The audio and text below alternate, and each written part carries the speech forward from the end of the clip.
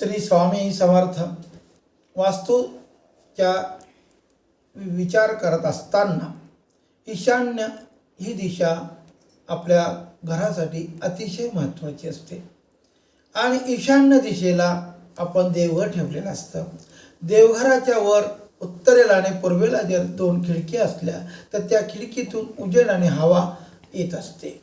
ईशान्येला आपण तयार करत असताना जिना नसावा, कारण की जिना हा जड असतो आणि ईशान्य दिशा हलकी असावी असं शास्त्र सांगतं.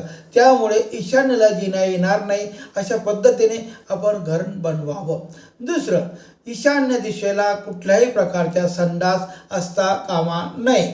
जर ईशान्य दिशेला आपला बाथरूम आणि संडास आला तर अनेक प्रकारचे दोष त्या ठिकाणी निर्माण होतात, कारण की ईशान्य दिशा जर देवाची मानली गेली, शिवाची मानली गेली तर त्या ठिकाणी अशौच करणे आपल्याला त्रासदायक होऊ शकते.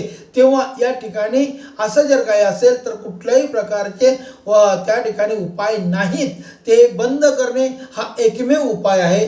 जिना घेऊ नये, संडास घेऊ नये आणि फक्त देवघर त्या ठिकाणी असावं. देवघराच्या वर कुठल्याही प्रकारच्या वस्तू ठेवू नये, अडगळीच्या वस्तू ठेवू नये. देवघरामध्ये सुद्धा अनेक प्रकाराने जे काही अनावश्यक वस्तू असतात ते ठेवल्यानंतर देवघराच्या पवित्र नसतं होतं. तेव्हा फक्त कामापुरत्या वस्तू देवघराच्या खाली ठेवाव्यात. देवघराच्या वर काहीही ठेवू नये. घरातल्या देवाऱ्याला कळस नसावा असं शास्त्र सांगतं. श्री स्वामी समर्थ मार्गातून पण आपण अनेक वेळा समजावून दिलेला आहे.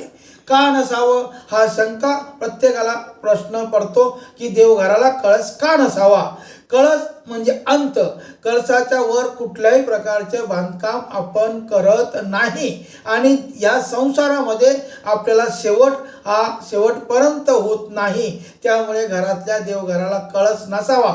कळस म्हणजे अंतिम बांधकाम आणि या मरेपर्यंत माणसाला अंतिम गोष्ट कुठल्याही प्रकारे घडत नाही. शेवटपर्यंत माणसाचे हाव, माणसाच्या ज्या काही इच्छा आकांक्षा या संपत नसल्यामुळं आपल्या घरातील देवघराला कळस नसावा असं शास्त्र सांगतं.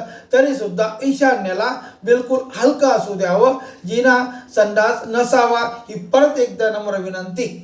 श्री स्वामी समर्थ मार्गातून ज्या ज्या काही गोष्टी आपण या नवीन चॅनलमध्ये ऐकत आहात, या जर तुम्हाला काही आवडत असतील तर आमच्या या नवीन व्हिडिओंना आपण समर्थन करावं आणि आपलं सदस्य त्या ठिकाणी नक्की करावं. श्री स्वामी समर्थ.